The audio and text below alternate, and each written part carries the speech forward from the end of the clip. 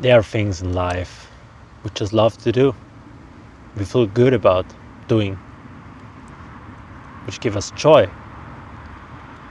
And mostly we pursue these things whenever we got some free time.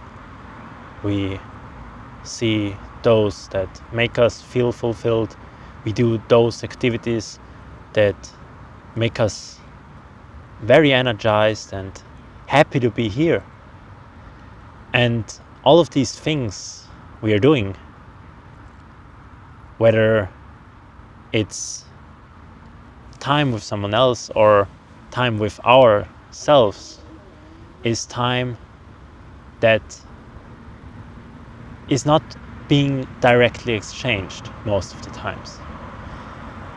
Exchanged in a sense where we get things back, where you could say in this capitalistic world, like money. And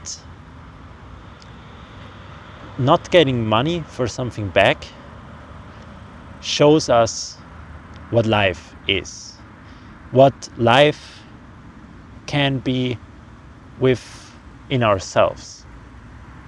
And what I like to think about very often is the fact that there is a way from which on we can build a transition from the things we love to do, the things we love to spend time, into a world we build ourselves that actually lets us sustain on these things. And I'm not talking about hanging around with your friends, but I want to abstract the whole idea of doing things you love to do and actually finding something that lets you get into this exchange of what is necessary to sustain life in a civilized manner. And when you don't want to leave off the place, get into the woods, starting to sustain yourself, then I think whenever your thoughts spread into a direction where you start to question the place you work in, question the life you're living, your happiness, then it's time to actually think about the option to search and seek for something that might help you get from this paralyzed state of just living and swimming in the stream back to just being you. And that is one of the main objectives I'm currently on, as well as I see one of the biggest personal intrinsic fulfillments comes from the success of just being myself, doing what I love to do, and live from that. Because that is bringing freedom, that is bringing joy in the next moment. And it's not always about this thought of just being free. We are free. When you're watching this, you're very likely to be free. And there's nothing we could not get, or where we would stay imprisoned, because it's all just in our minds. We decide where to go. It's our lives. It's our own decision. And whenever there are things you truly love, there is a way. There is a way to like build onto this in a way where you start to learn how to get this out into the world from your inner like fulfillment out into the space of life, into the space where others live. And what I mean by just getting it towards those people is that whatever your craft, your fulfillment, your joy in whatever kind of situation, and it can be only for like a minute at one specific day where you remember, oh, this made me feel so good afterwards. This could be a thing you could truly find your biggest craft for your life then, your destiny. It could be. Doesn't mean that you gotta get on that way, but it's an option. And these options are being laid out from ourselves all the time. We almost don't recognize these things when we are not getting ourselves into a position where we just start to evaluate our thinking, our existing, starting to question what we are doing and how we are feeling. And to a certain degree, this is also necessary. It is necessary that not everyone out there is sitting at home or wherever just thinking deeply about life and their place in it. It's good that not everybody does that, because many places, many spots, and certainly many positions of certain workforces wouldn't be there when people would think about all the time. And it's just for those who are struggling with who they are or where they are yet that things get harder within the like capsule they are working or living in. And this is a state where I think you can just be so trapped in, because at one point you or on one side you have the things you're looking out on, your open mind, your view that's going far out into the horizon, where you like evaluate on your dreams, on your pursuits, and on the other side you got the current situation. And in between there's so much friction, there's so much to do that you gotta learn for yourself, as it's you who is perceiving all this. No one else does. It's you. And therefore nobody seemingly is there to reach your hand, to show you that you aren't alone and that someone else might be able to help you. And you may be in the position of trying to approach people to get things rolling with whatever you're doing, but you'll be declined so many times that you lose motivation. And that's the point where the trap just starts, because you won't just switch your minds around and at the other day be able to tell you, okay, I'm fine going at my 9 to 5 and it's no problem no more. It was just like I was trying for years to break out of this, but it didn't work, and now I'm finally okay. It's certainly filled with more frustration. And that is just the moment where you've missed out on your decisions you could have made, and they are not lost yet. Nothing is lost yet. Once you just start to evaluate that you haven't lost yet, you're still in the game. You can still do it. It's not that you got pushed down into the ground and been like buried alive. You got space to move, and all these bad experiences you took away from whatever you were trying to do, they are actually building your shields. They're forging something that is way bigger, that can be, from which on you can build on more and more.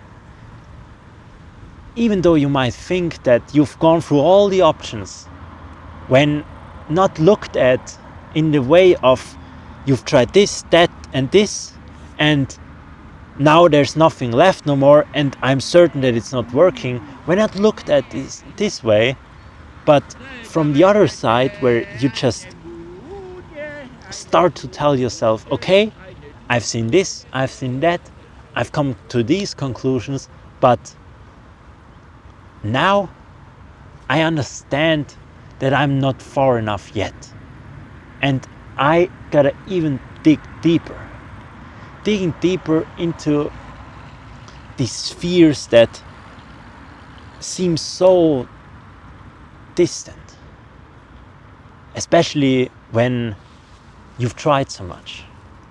And that is totally relatable. We all came to the point where we tried much and haven't been able to get through the ways we were approaching, and therefore just stopped.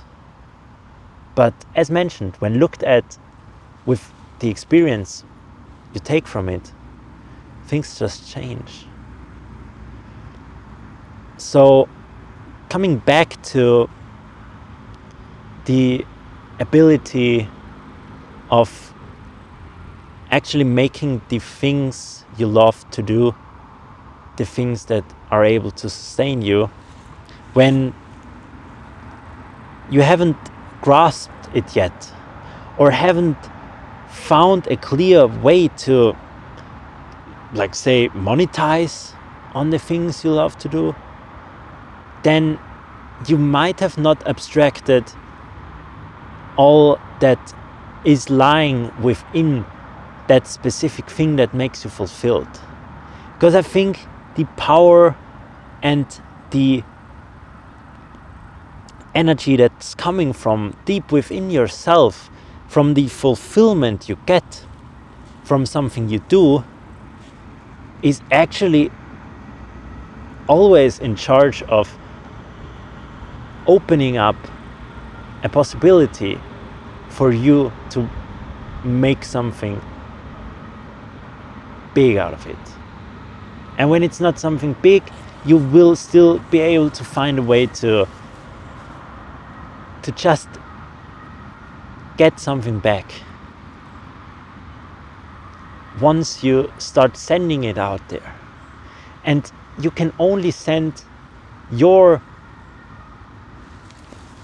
deepest fulfillment out there once you start to share, once you start to show people what your life is about, who it is behind these eyes of yours. And when you come to the point where you just start to share whatever you're doing, you're starting to provide something for others. And no matter if it's something you're crafting or doing, it comes with value. Because other people out there value the things you do. And even though you don't see them yet and don't think that there's someone who might value what you do, they are those people. There are likely many, but they aren't there yet. And that's your work. Your work is to find these people, to get your voice, your craft to those people.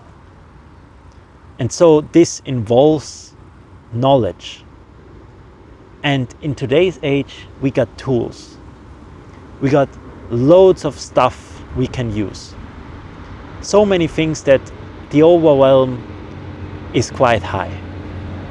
Whenever we just think about using something out there, whenever we might not be the biggest tech guys, to use certain tools can be hard. And you can go the old-fashioned way as well, sure. Get out there, talk to people, show them what you do, for sure.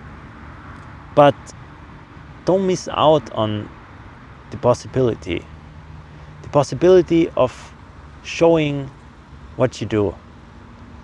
And I think once you just start to show, you'll start to also see what potentially could be a thing that you're like able to sell to someone. And even if it's not something someone has to pay for, you can also give it away for free. You're providing value, and people appreciate that. And whenever there isn't anyone yet, or people just left your circle, you don't have someone around anymore that's actually appreciating your value, or they are just little people. It's also your experience from whenever you're doing it and capturing it, putting it out there, that you'll get something back. What you'll get back is an insight from yourself, and look on how you do it. Because you can sit down and look at it and see it, and you can put yourself into the position of someone who might be interested, who might want to know something about that. For sure, you gotta think, is this interesting? Is this just like a self-centered opinion of mine that just concludes in this excitement of yourself to get this out there because it's so big for you, but actually there maybe isn't anyone out there? And it's not always about knowing, oh, someone gotta understand this and someone has to feel it, but knowing that your craft can help and bring value is always good. And when you're not sure no more if it is actually, then you can look at others. Look at those who inspire you. Look at people who are likely doing something that you want to do. They give you insight as well, so much. It's not that you have to copy, but you'll see, you get a reference from the people who are already behind those people you look up. And you can see this as so much potential. It's like you're being confirmed that there is a target audience that would likely like you as well. Once you build your own way and have an eye on the people who are looking at your stuff as well. And that is great. But there are also people that like to go after their fulfillment, no matter the thought of where it might bring value. They just do things because it makes them feel great. And they make some abstract art or whatever kind of mixed media art. Doesn't matter. Something that makes them feel good. And when it comes to art, things can also get quite hard today. Because like with many things, you're gonna need some connections. And you gotta forge them. And the smaller your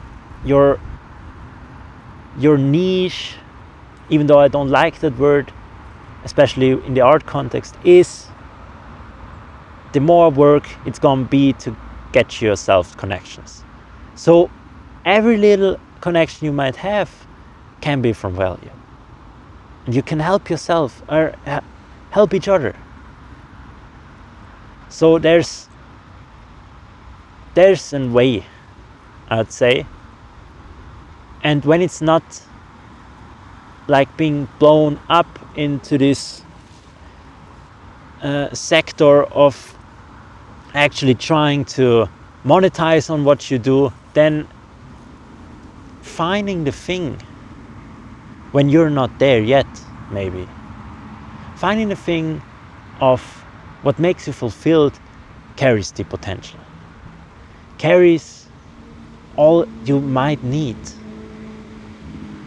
So don't lose out on any experiences you do, because they carry the potential idea, your fulfillment within them. They're just one move away from your comfort zone. Experience, insights is always just this little move away. So it's actually close. You're always close to your goal and actually be able to fulfill it. But you gotta go the first step to get onto that path. It's not paved yet for you. It's you who goes it, who makes the path. But this step to actually see a way you want to go and being on your lane, that's often the hardest. Because once you're in a flow. Once you stop to think, oh, where am I going? There's no way to go here. And just move. Get yourself moving.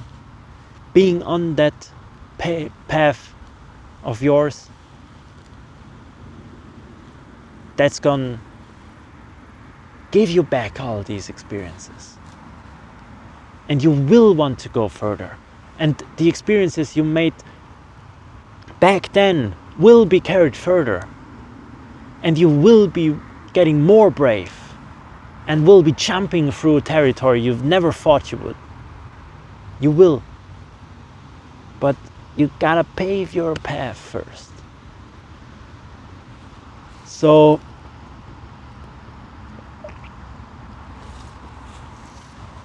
let us hold on to that. Let us take things or look at these things with such a keen eye, with whatever we do, because they carry what might be our destiny. So I wish you that you'll find a way of abstraction on your way and not being torn down and getting into the trap of having a consciousness about yourself but not doing something with it, because it can get quite self-destructive. Once you're at this state of consciousness and have already understood many things but haven't been able to set them up in a practical way, it can get quite dangerous for oneself's potential when being numbed down, always backed off. Because it just, when there's frustration and disbelief in yourself, it's hard to get back on track when these periods hold on for a long time. It's like that with all we do.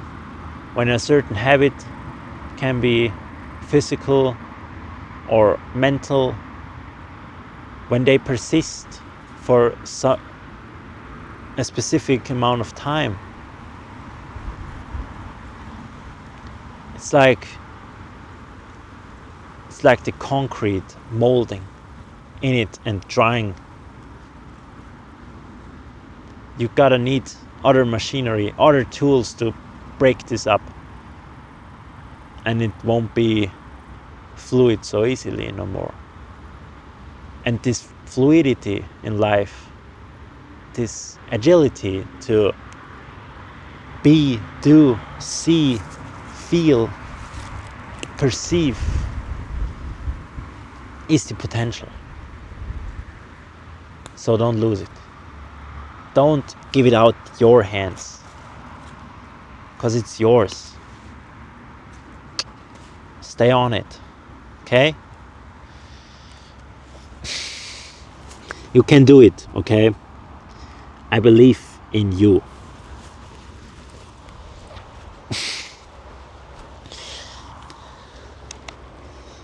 Never giving up the belief in you and in all of us, okay?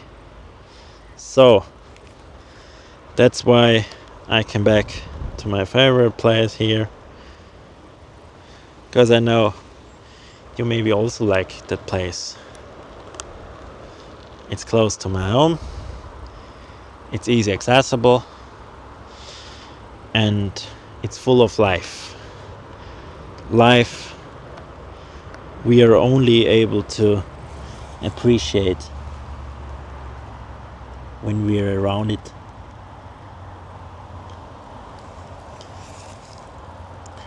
Yeah, sure, we can appreciate it when we're not around it, and we certainly should, but I think whenever we are just seeing it again, tapping our face in it, for example, having fun with it, running through it, things are getting so much fun. Just walking around barefoot,